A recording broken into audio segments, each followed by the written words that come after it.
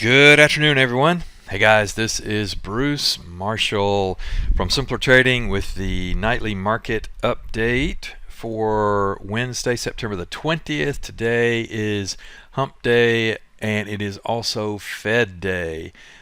We have the Fed meeting. We just had the announcement, and as you can see here, the announcement was right there.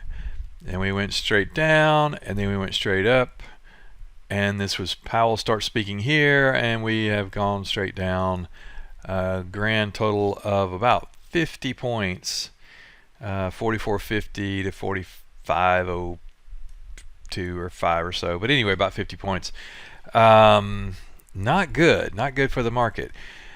I'm watching this. So the bottom line on the Fed, they said no rate hike at this particular meeting. We knew that there was probably likely going to be the case because if you look at the Fed Watch tool, it was saying a 99% chance of no rate hike happening. So didn't really think that was going to be the case, and sure enough, it was not. But as you know, as the way it goes with the Fed, Powell starts speaking, and he said they're going to leave, the door open to future rate hikes and that type thing. And I was really expecting a little more bullish, or a lot more bullish, move up than we're getting right now. And maybe it comes tomorrow, I don't know. But this is it's looking very heavy here. These are the ticks. That's at 0, and we're hanging down here. There's negative 1,000. We've hit that 4 times. So again, not good. Nothing is bullish looking about this chart. So as we came into this meeting, oh, and by the way, I've got an appointment right after the market, so the market's not actually closed yet. We've got about 15 more minutes. So I don't know the exact number we're going to close at, but we're pushing 4,400 on the SPX. Let me show you this. Let me move this over here. And let me show you this on a 10-day chart here. As you can see, as my charts load,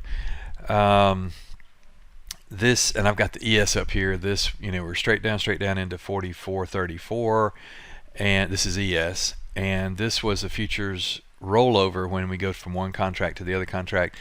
And coming into the Fed, this was last week, we were rallying straight up here, and I thought, well, this is pretty normal because there's, very, very, very, at that point, it's like 97% chance of no rate hike.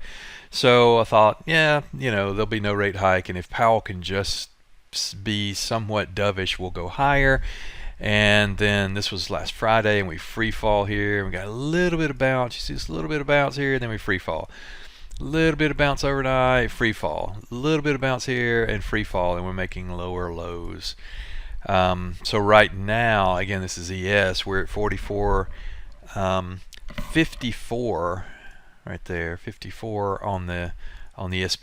On the SPX, there's a big differential because of that rollover between the SPX and the ES. We're basically at 410 right now, 44. There's about a 50-point differential between those two vehicles, even though they're tracking the same thing.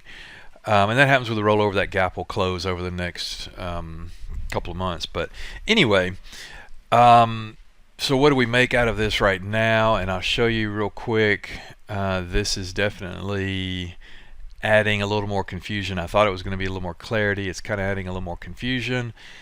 And as we can see here, let me put this, you can see that drop kind of straight down. Let's go to a 1-year chart here. And if we look at this, so on a 1-year chart, we have been off the low. Look at 3,500, that's ES. And we're really just, from the from a 1-year standpoint, we're going up, basically the whole way, right? I still don't think yet that trend's going to be broken and do this kind of stuff, but of course we could pull back here before starting our way back up here. We could pull lower before starting to make our way back up, and maybe we just chop. But as you can see right there, let me clean this up a little bit. These are 34 EMAs, so we're just really kind of drifting along in the middle with no real direction. The whole market is just scratching their head on both sides, bulls and bears. No one has an advantage here yet. I thought the advantage was to the bulls, but so far it's just they just can't get anything going.